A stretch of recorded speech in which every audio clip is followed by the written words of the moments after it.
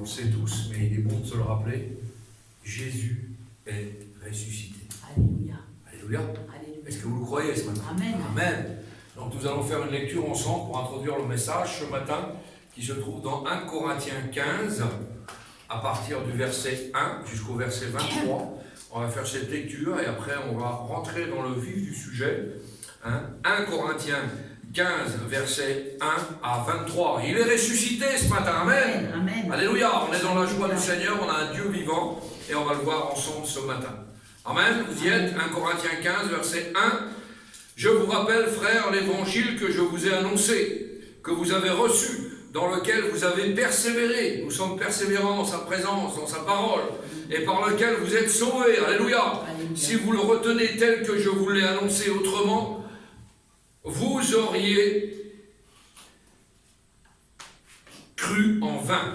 Je vous ai enseigné avant tout, comme je l'avais aussi reçu, que Jésus-Christ est mort pour nos péchés, selon les Écritures, qu'il a été enseveli et qu'il est ressuscité le troisième jour, selon les Écritures. Amen. Amen. Et qu'il est apparu à Céphas, c'est-à-dire l'apôtre Pierre, puis aux 12. Céphas, c'était là où il y avait l'apôtre Pierre. Ensuite, il est apparu à plus de 500 frères à la fois, dont la plupart sont encore vivants, et dont quelques-uns sont morts. Ensuite, il est apparu à Jacques, puis à tous les apôtres. Après eux tous, il m'est aussi apparu à moi, comme à l'avorton. Car je suis le moindre des apôtres. Je ne suis pas digne d'être appelé apôtre, parce que j'ai persécuté l'Église de Dieu. Amen. Par la grâce de Dieu, je suis ce que je suis, et sa grâce envers moi n'a pas été vaine, loin de là.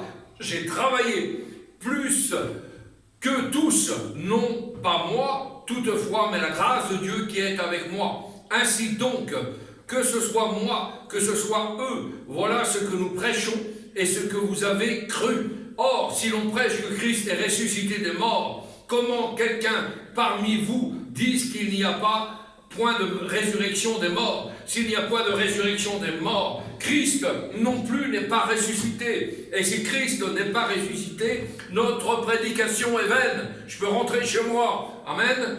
Et votre foi aussi est vaine. Alléluia.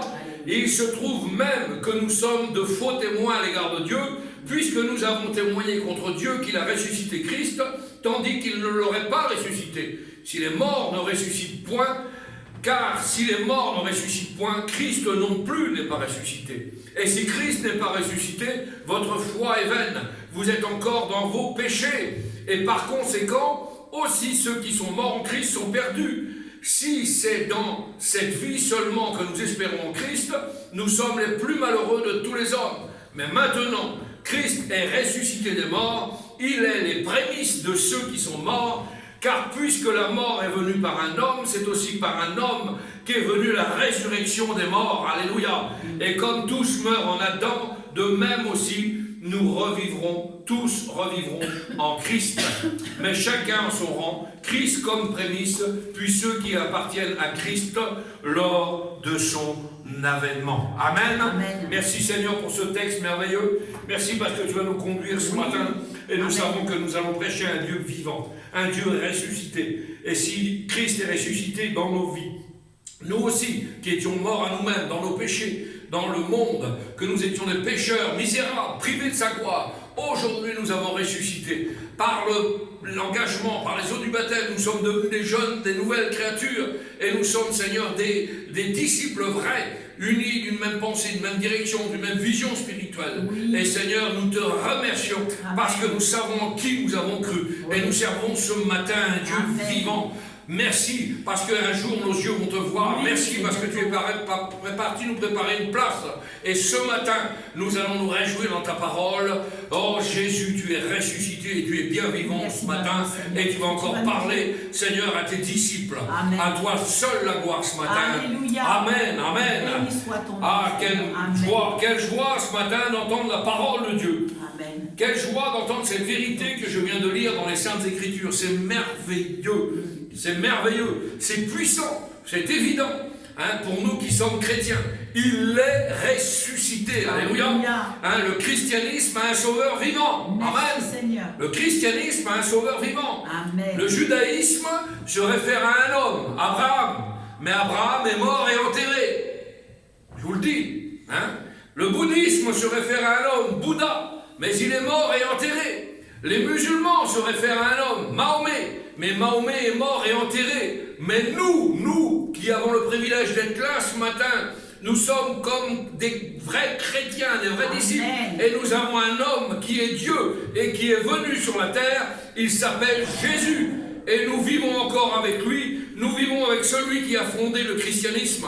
Et le christianisme n'est pas une religion, c'est quelqu'un qui s'appelle Christ. Amen. Alléluia. Alléluia. Et si tu n'as pas cette relation, si tu n'as pas cette relation personnelle avec ce Christ-là, Jésus de Nazareth, ce matin, eh bien laisse-moi te dire que tu n'es pas sauvé. Tu vas en enfer. Et nous avons besoin d'avoir cette relation intime, personnelle, vivante avec Jésus. Le christianisme a un sauveur vivant, un Messie immortel, un Seigneur ressuscité. Quand les apôtres sont partis pour prêcher l'évangile, de quoi ont-ils parlé? Eh bien, nous allons le voir. Ont-ils parlé de religion? Non, et absolument non. Ils ont parlé de quelqu'un qui était ressuscité. Alléluia. L'apôtre Pierre, le jour de la Pentecôte, s'est servi d'un psaume, un seul petit psaume. Hein? Le psaume 16, où l'on parle de la résurrection. Il l'a cité. David l'avait écrit, mais Pierre l'a cité. C'est beau ça, hein? Psaume 16. Et on parle de la résurrection. Il l'a cité. David l'avait écrit, où il est dit, « Tu n'abandonneras pas mon âme dans le séjour des morts, tu ne permettras pas que ton sein voie la corruption. » C'est merveilleux. De quoi David parlait-il? Eh bien, il parlait de Jésus qui ne resterait pas dans le tombeau. C'est formidable. Et Pierre prend ce passage du psaume 16 pour proclamer la résurrection de Jésus-Christ. Et Pierre va dire, « Homme, frère !» Et il parle devant des milliers de personnes qui sont devant lui. « Qu'il ne soit permis de vous dire librement au sujet du patriarche David qu'il est mort, qu'il a été enterré, enseveli et que son tombeau existe encore aujourd'hui parmi nous, comme il était prophète et qu'il savait que Dieu lui avait promis avec serment de faire asseoir l'un de ses descendants sur son trône. » Ça s'appelle la résurrection de Christ qu'il a prévu et annoncé. Merveilleux. Amen. Amen. David a prévu environ 800 ans avant que l'avènement arrive et annoncé la résurrection de Christ en disant qu'il ne serait pas abandonné dans le séjour des morts et que sa chair ne verrait pas la corruption. Et Pierre ajoute, merveilleux, c'est à Jésus, c'est ce Jésus que Dieu a ressuscité. Nous en sommes témoins dans tout le livre des Actes des Apôtres, Acte 2, Acte 3, Acte 4. C'est merveilleux. Acte 2 et Acte 3, encore, nous voyons que Pierre va parler de Jésus-Christ. Il va dire au monde, vous avez fait mourir le prince de la vie que Dieu a ressuscité des morts. Vous trouverez ça dans Acte 3. Et Acte 4, il va dire, c'est par le nom de Jésus-Christ de Nazareth que vous avez crucifié et que Dieu a ressuscité des morts, que cet homme se présente en pleine santé devant nous et il est bien vivant. Amen. Il est vivant dans nos vies, dans nos cœurs. C'est merveilleux. Et s'il est vivant, il peut faire aujourd'hui les mêmes choses qu'il faisait hier. Amen. Alors, quel que soit ton problème, ta difficulté ce matin, nous servons un Dieu vivant, nous servons un Dieu merveilleux. Amen. Et il est bien capable de faire les mêmes choses qu'il a fait de ce temps-là. Alléluia. Aujourd'hui, les mêmes choses peuvent être faites qu'avant sa mort. Et qu'est-ce que Jean a vu sur l'île de Patmos? C'est merveilleux. Quand Jésus-Christ lui est apparu dans toute sa gloire, eh bien Jésus lui a dit, ne crains point, et nous avons vu la semaine dernière ça. Ne crains point, je suis le premier et le dernier et le vivant. Alléluia. Alléluia. Le premier, le dernier et le vivant. C'est merveilleux. J'étais mort, c'était le passé. Nous étions morts, c'était le passé. Et voici, je suis vivant au siècle des siècles. Amen. Amen. Voilà le Dieu que nous servons ce matin. Je tiens les clés de la mort et du séjour des morts. Vous imaginez un petit peu la proclamation de Christ. Christ a vaincu, merci Seigneur. Évidemment, la connaissance à un niveau élevé s'obtient plus par l'expérience personnelle que par des arguments abstraits. On s'explique. Ils l'ont vu, ils l'ont touché. Comprenez la différence? Jésus a dit, touchez-moi. Ça, c'est l'expérience vraie. L'expérience de chaque instant. Nous servons un Dieu que nous n'avons pas vu. Mais eux, ils l'ont vu. Donc il dit, quand Jésus se présente à eux, il leur a montré ses mains et ses pieds. Ils ont vu des mains percées, des pieds percés. Et Jésus leur a dit un esprit, n'a ni os ni chair. Un esprit, n'a ni os ni chair. Touchez-moi. Il a même demandé quelque chose à manger. Vous imaginez, il a mangé avec eux. C'est merveilleux. Hein? Il a mangé du miel et du poisson rôti. Hein? Touchez-moi. Il a demandé à manger. Les apôtres ne croyaient plus. Ils avaient tellement peur des Juifs à cette époque-là. Il faut imaginer la situation. Et on va voyager dans les explications bibliques, dans la lecture biblique, pour bien comprendre la situation de l'époque et se remettre en situation de l'époque. Il a mangé avec son corps de résurrection. Quelle beauté!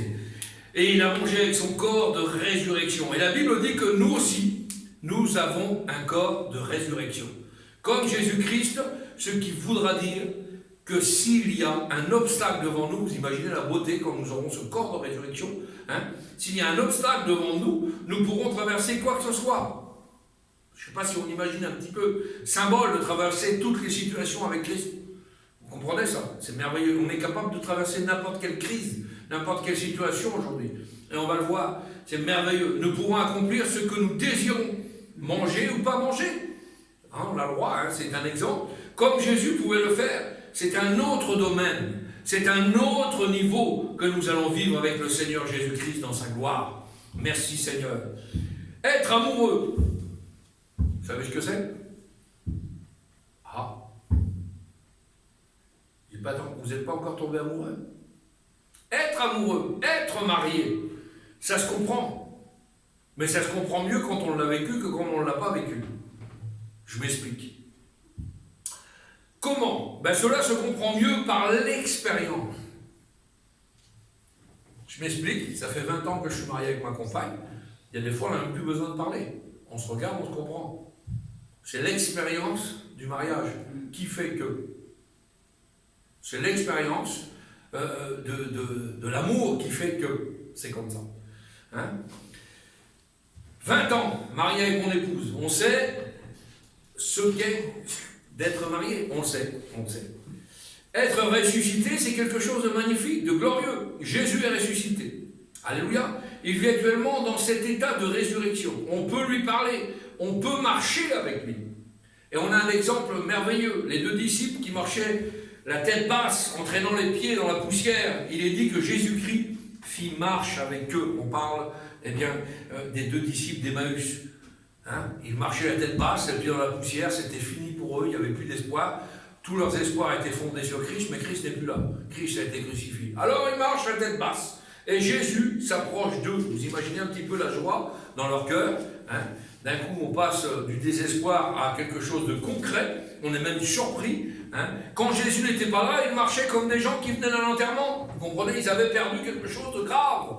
Mais après la rencontre de Jésus, ils sont retournés à Jérusalem. Avec la joie dans leur cœur, avec un ressort dans leurs genoux. J'en aurais besoin en ce moment. Un ressort dans leurs genoux. Hein?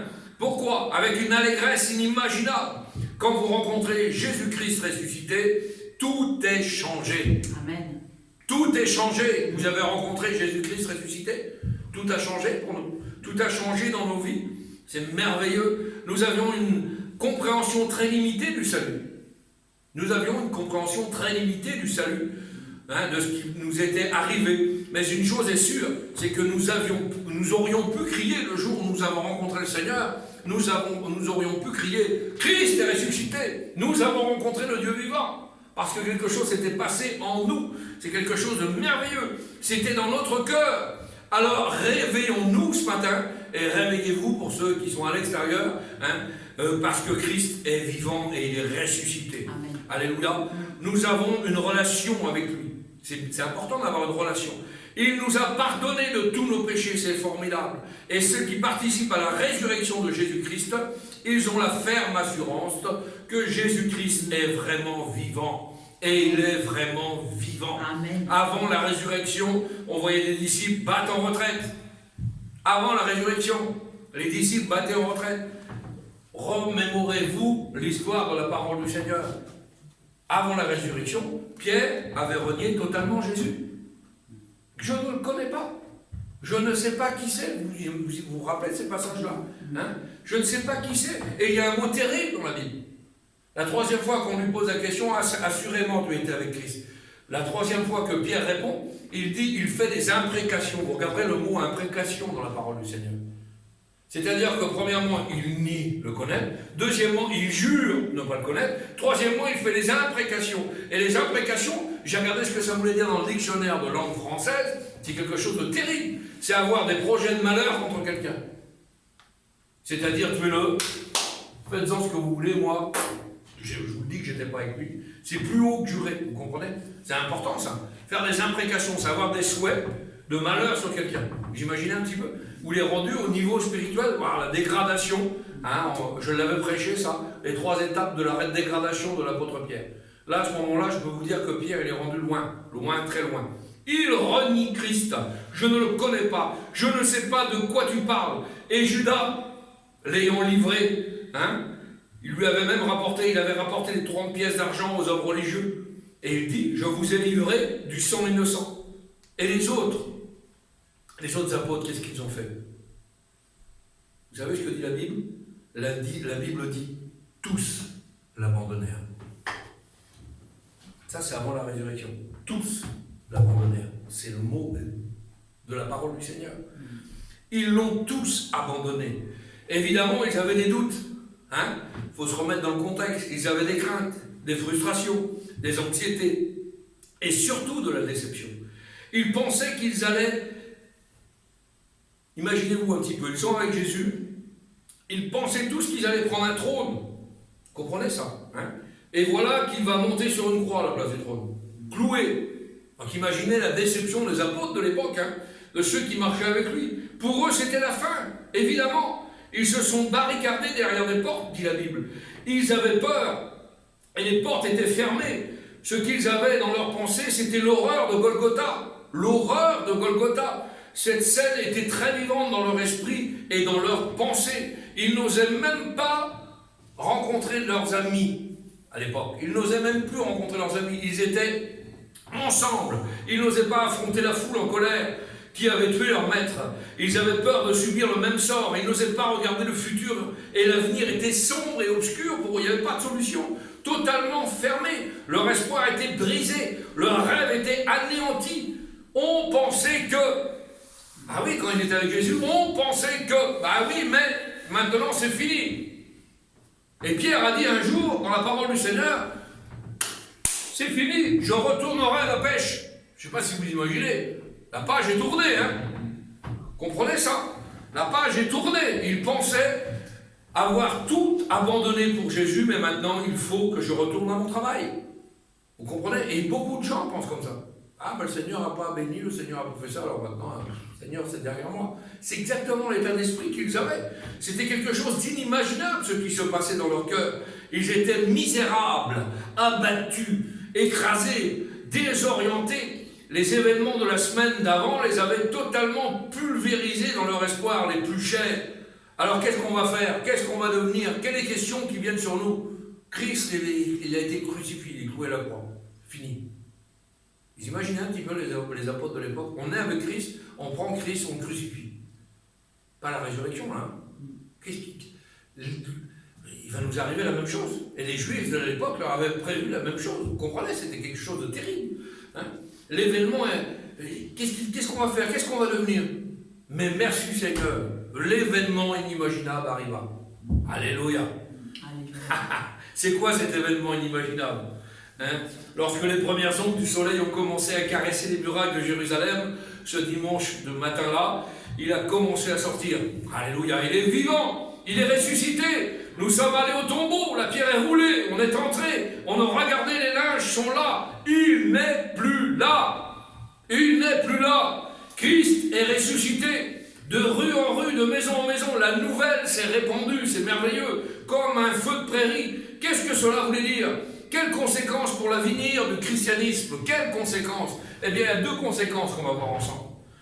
Premièrement, la résurrection a enlevé et dissipé tous les doutes. Alléluia. La résurrection de Christ dissipe tous les doutes. Ceux qui ne l'avaient pas rencontré ressuscité avaient des doutes. Ceux qui ne connaissaient pas Christ, ceux qui ne connaissaient pas la puissance de sa résurrection avaient des doutes. Prenez l'exemple de Thomas. Christ apparaît, il est là, et Jésus a parlé à tous ses disciples. Et puis il rentre dans la pièce, il connaît tout. Il connaît le doute qu'il y a dans le cœur de Thomas. Et il dit à Thomas, Thomas, viens voir. Toi, viens voir, approche-toi. C'est un Swazik, approche-toi. Katiana, approche-toi. Vina, approche-toi. C'est comme ça, hein, il parle au Seigneur, il connaît toutes choses. Viens voir, moi. Approche-toi de moi. Approche-toi de moi. Et Thomas s'est approché suffisamment qu'il est tombé, prosterné au pied de Jésus. Ah, il est tombé, à genoux devant le Seigneur. Thomas, mets ton doigt dans le trou de mes mains, hein, des clous qu'on m'a plantés dans les mains. Mets ta main dans mon côté, Thomas. Il n'a même pas eu besoin de le faire, Thomas. Vous regarderez le texte précisément. Il n'a pas eu besoin de le faire. Il a reconnu tout de suite. Et il a dit, mon Seigneur, mon Dieu, alléluia, tu es vivant. Rappelez ce qu'a dit Jésus. Rappelez-vous de cette phrase de Jésus. Heureux ceux qui n'ont pas vu, mais qui ont cru. Amen. Et nous sommes de cela. Heureux ceux qui n'ont pas vu et qui ont cru. La plupart de nous chrétiens n'avons pas vu Jésus-Christ. Pierre a dit, lui que vous avez, lui que vous aimez sans l'avoir vu. Vous imaginez un petit peu, Pierre parle dans sa prédication. Lui que vous aimez sans l'avoir vu. Lui, il l'avait vu après sa résurrection. Et quelle différence! Il était retourné à la pêche. On l'a dit tout à l'heure. Avant la résurrection, il était retourné à la pêche, d'accord? Alors que sa barque était en train de revenir après une pêche au poisson. Qu'est-ce qu'il s'aperçoit? Imaginez l'histoire. Jésus est mort. Pour eux, c'est mort. Il a été crucifié à la croix. Jésus retourne à ses affaires. Pierre retourne à ses affaires. Et qu'est-ce qu'il voit? Il est à la barque, il est dans la barque, il est à la pêche. Et qu'est-ce qu'il aperçoit là sur le bord de la mer? Une personne qui, on imagine, hein, vous avez pris du poisson? Pierre dit, je connais cette voix. Qu'est-ce que c'est que ça? La voix, Pierre dit, c'est le Seigneur. Qu'est-ce qu'il fait Pierre? Vous regarderez le texte précisément. Qu'est-ce qu'il fait Pierre? Il se jette à l'eau. Vous imaginez un petit peu? Il se jette à l'eau, il nage, il veut absolument ce contact avec Jésus-Christ. C'est merveilleux. La dernière fois qu'il l'a vu, il l'avait renié. Je ne sais pas si vous imaginez un petit peu. Et la Bible est claire. Il s'était rappelé des paroles de Jésus. Avant que le coq chante, tu me renieras 3 fois. Vous imaginez ces paroles dans l'esprit de Pierre? Il a prié, dit la Bible. Il a pleuré, dit la Bible. Il ne veut pas rester dans cet état. La Bible dit même il a pleuré amèrement. C'est avoir des regrets, ça, hein, pleurer amèrement sur son sort. Et là, il l'entend. Il veut le contact avec Jésus. Il va avoir une discussion avec Jésus. Et la question qui va sortir est une question terrible de la part de Jésus. Hein, c'est un point d'interrogation qui va revenir 3 fois. Pierre, m'aimes-tu? Ah là là là là.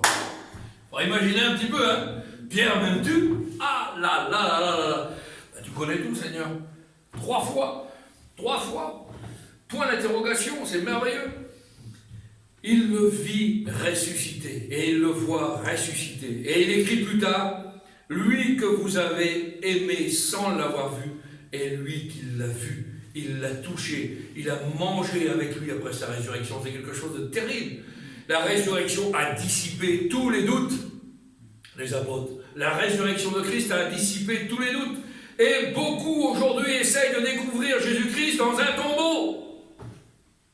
Beaucoup trop de gens essayent de découvrir Jésus-Christ dans un tombeau. Ils essayent de découvrir dans des églises tombeaux Jésus-Christ.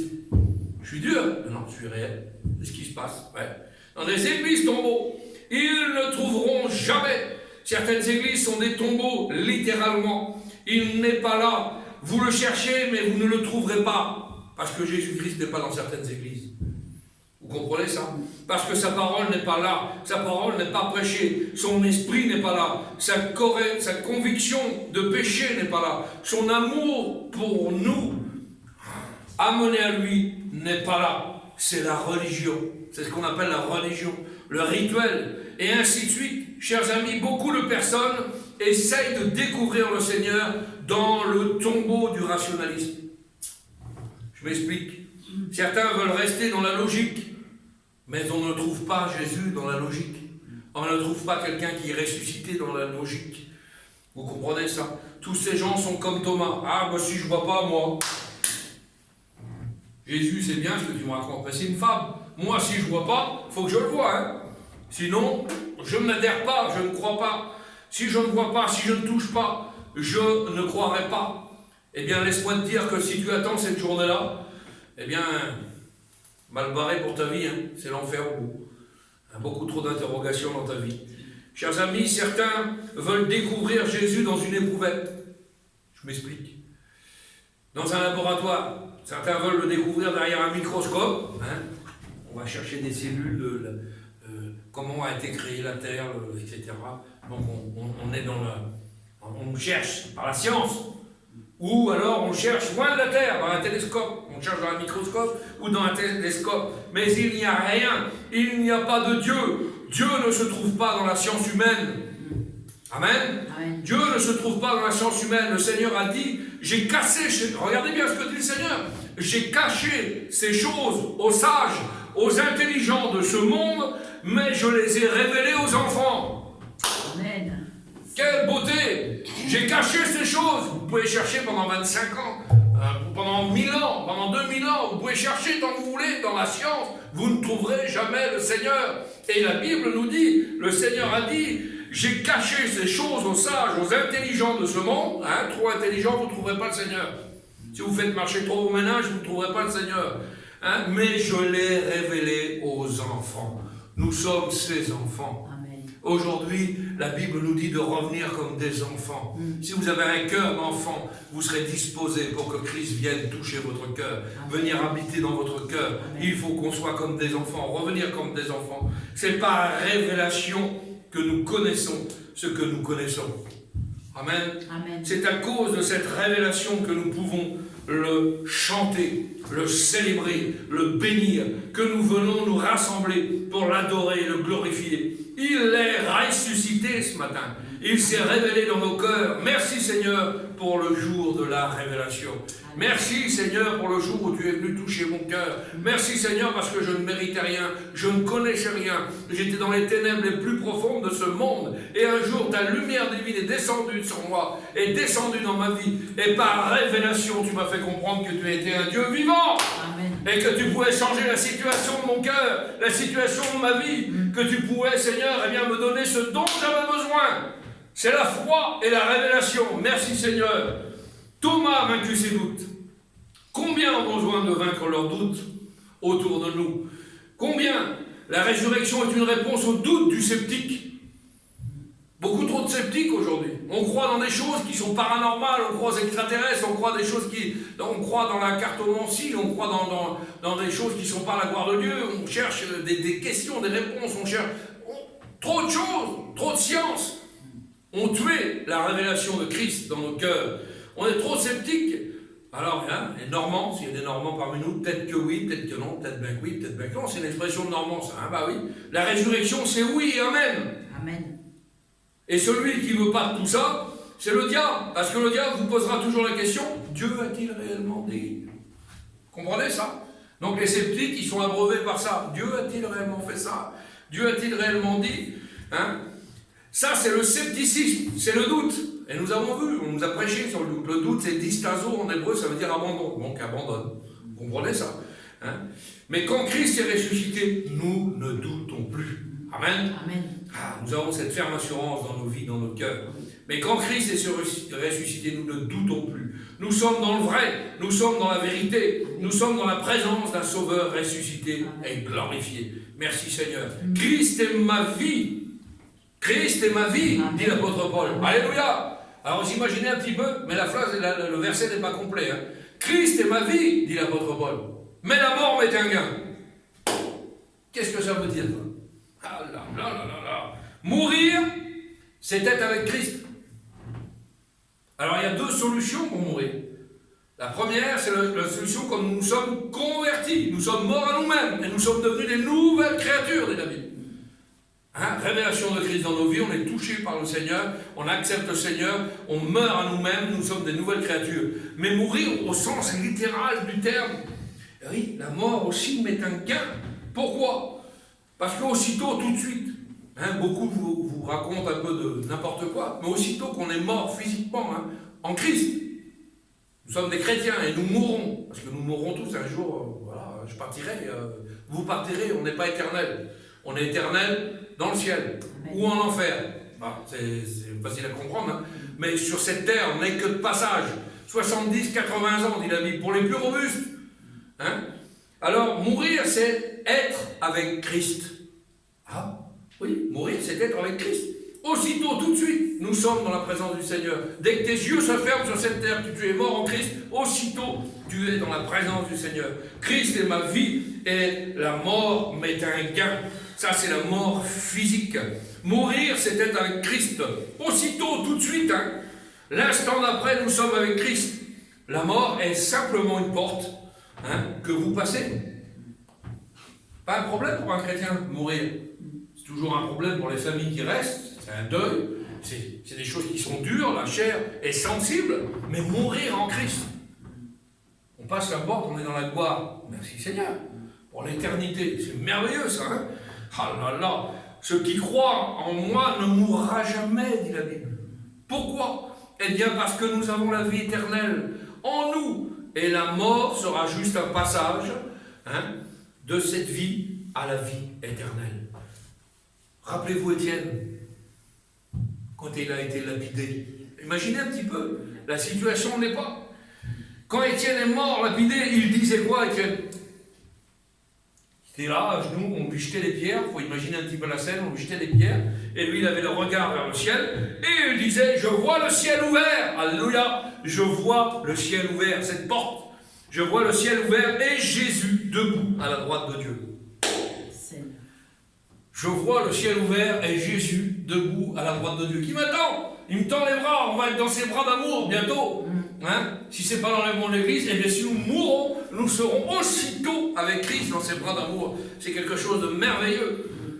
La résurrection a dissipé vraiment tous les doutes. Et le deuxième point sur la résurrection, c'est que la résurrection a dissipé toutes les craintes et toutes les peurs des disciples. La Bible dit, si Christ n'est pas ressuscité, notre prédication est vaine. Nous l'avons vu tout à l'heure, dans ce texte merveilleux. Cela ne sert absolument à rien de prêcher.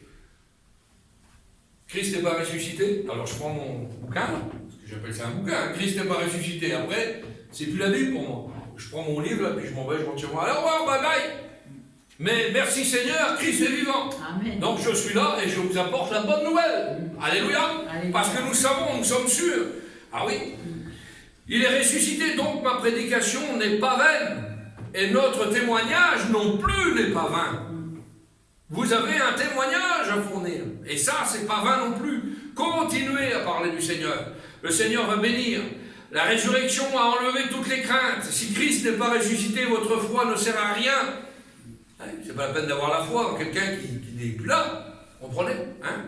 Si. Mais ma foi sert, elle n'est pas vaine, parce que en plus, eh bien, il est ressuscité dans nos vies. Alléluia. Si Christ n'est pas ressuscité, votre foi est vaine, et en plus nous sommes des fautifs, dit la Bible. Parce que nous disons que Christ est ressuscité alors qu'il ne l'est pas. Mais il est ressuscité, alléluia, donc notre foi n'est pas vaine. Imaginez toute l'espérance de ce groupe de fidèles de l'époque. Imaginez toute l'espérance qui se trouvait dans le tombeau de Joseph d'Arimathée. Imaginez un petit peu. Tout était là. Il était là, c'était devant eux.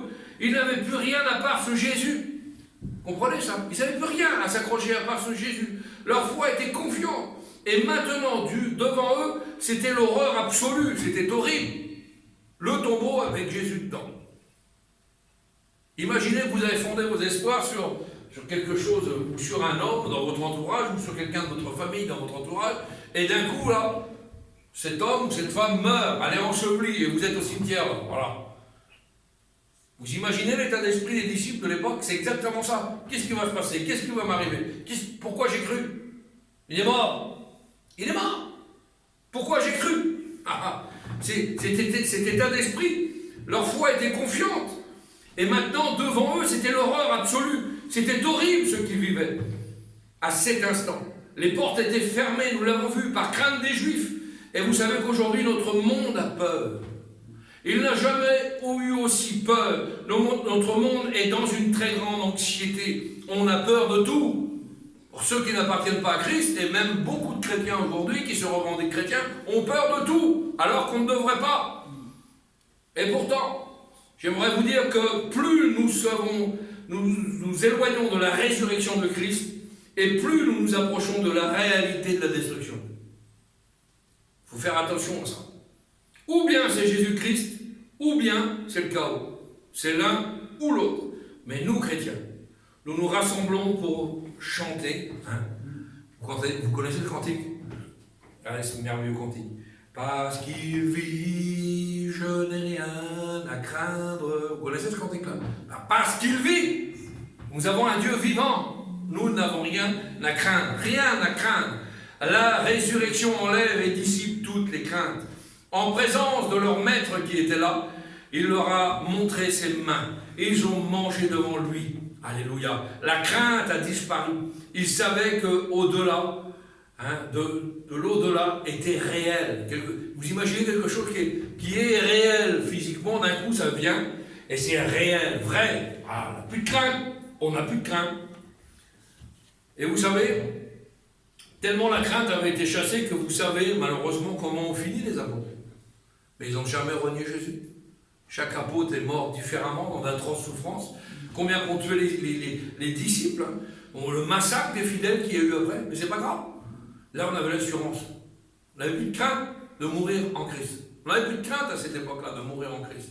Mais rien ne fera disparaître le nom de Jésus. Rien ne fera disparaître le nom de Jésus. On peut me tuer, moi. Hein. Demain, vous aurez un autre serviteur de Dieu qui viendra vous annoncer la parole, et un autre, et un autre, et un autre. Et le texte d'Ésaïe nous dit, l'herbe sèche, la fleur tombe, mais la parole de Dieu subsiste éternellement. Amen. Combien de fois depuis 20 et quelques siècles, au 21e siècle, depuis combien de siècles on a voulu anéantir la parole du Seigneur?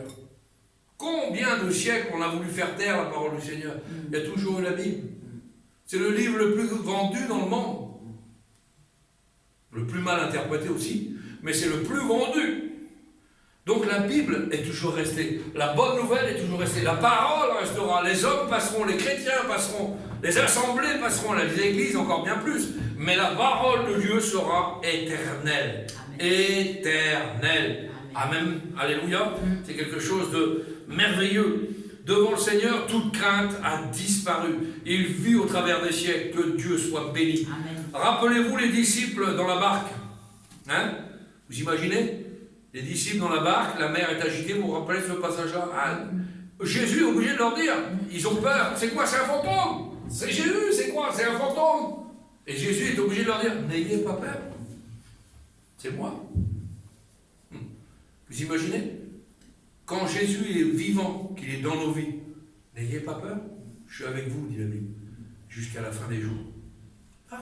Tous les jours, chaque seconde, il est avec nous. Il n'est pas avec toi juste quand tu vas travailler, il n'est pas avec toi juste quand tu dors, il n'est pas avec toi juste quand tu vas faire des études, il n'est pas... Non, 24, 7 jours sur 7. Si nous sommes dans sa main, nul ne peut nous ravir. Amen. Et de plus, même quand nous dormons, nous, des fois, on est fatigué, la chair dort. L'ange de l'Éternel campe autour de celui qui le craint. C'est-à-dire que nous avons une protection divine, même dans notre sommeil. La main de Dieu est sur nous. Dors, bon et fidèle serviteur. Dors, bon et fidèle servante. Je suis avec toi, pas de problème. Je te surveille dans ton sommeil, tu ne vas pas t'étouffer, tu ne vas pas être attaqué. Si tu es une chrétienne, ou un chrétien vrai, l'Éternel est avec toi. Alléluia. Amen. C'est merveilleux. C'est merveilleux. Nous servons un Dieu vivant. La Bible dit cela, si cela... Regardez ce que dit la Bible dans les détails. La Bible dit, est claire, si cela n'existait pas, je ne vous l'aurais pas dit. C'est pas une femme. Si ça n'existait pas, la résurrection, si ça n'existait pas, ça, je ne vous l'aurais pas dit. Ça existe. C'est merveilleux. Nous savons, nous l'avons expérimenté. Il y a beaucoup de domaines, beaucoup de demeures dans la maison de mon Père. Nous avons un Dieu vivant. Il n'est pas mort. Il est dans le ciel, il est en train de nous préparer des maisons pour l'avenir. C'est merveilleux. Chers amis, la réponse à la peur collective, c'est la foi dans un Seigneur vivant. Amen. La réponse à nos craintes, aux tensions nationales et internationales, c'est que le monde entier puissent connaître celui qui vit au siècle des siècles et qui ne mourra plus jamais dans nos vies, dans nos cœurs. Nous adorons un Christ vivant ce matin, un Christ ressuscité, et il est vivant, il nous rend vivants. Pourquoi? Pour avoir un héritage qu'on ne méritait même pas. Vous imaginez un petit peu? Nous sommes vivants, nous étions passés des ténèbres à la lumière, nous sommes passés de la mort à la vie pour un héritage que nous ne méritions même pas. Mais nous serons co-héritiers dans le ciel avec Christ. Amen. Quel privilège! Des fois, les héritages, des héritages empoisonnés sur la terre. Tu peux hériter de la maison de tes parents, de tes grands-parents, de qui tu veux, d'un oncle, d'une tante, puis tu t'aperçois que quand tu vas signer au notaire, il avait plus de dettes que de biens. Donc c'est pour toi, après. Tu l'as accepté, donc tu payes. Quel héritage? C'est un héritage empoisonné, ça. Il n'y a pas des bons héritages, des fois, sur cette terre. Mais là, on n'a rien demandé. On n'a rien demandé. Par grâce, il est venu nous voir. Nous a fait passer des ténèbres à la lumière, et aujourd'hui nous sommes co-héritiers avec lui dans le ciel, sur des propriétés que nous ne méritons même pas. Merci Seigneur. Vous imaginez un petit peu, il nous a mis au même titre, Dieu le Père nous a mis au même titre sur le testament que Jésus. Nous sommes frères avec Jésus. Alors Jésus, tiens, sa sœur Soisic, la sœur Katiana, la sœur Intel, c'est sur le même domaine. Donc nous serons héritiers avec lui dans la gloire de Dieu. C'est merveilleux. Comment pas, comprendre que la résurrection a dissipé toutes les craintes et toutes les peurs. La résurrection a dissipé tous les doutes ce matin. Pourquoi? Parce que nous sommes sûrs et certains de servir un Dieu ressuscité, un Dieu vivant ce matin. Alors ceux qui n'ont pas l'occasion de connaître ce Dieu vivant, ce Dieu que certains minimisent, certains agrandissent, certains étirent, d'autres faux dieux, quel dommage. Oui, nous servons un Dieu vivant. Amen. Un Dieu qui est dans nos vies, dans nos cœurs, qui est en action chaque seconde. Vous savez, le vent, on ne le voit pas. En ce moment, ça souffle fort en Bretagne. On ne le voit pas, mais on le ressent. Jésus, on ne le voit pas, mais on le ressent dans nos vies. Amen. Comprenez ça? On ressent sa présence dans nos vies. On ressent sa bénédiction sur nous. On ressent quand il agit sur nous. On ressent quand on prie qu'il est là. Il y a une onction particulière sur nos vies parce que nous servons un Dieu vivant. Amen. Si nous prions des statues, si nous prions des tombeaux, si nous prions des faux dieux, nous voyons qu'il n'y a pas de relation intime.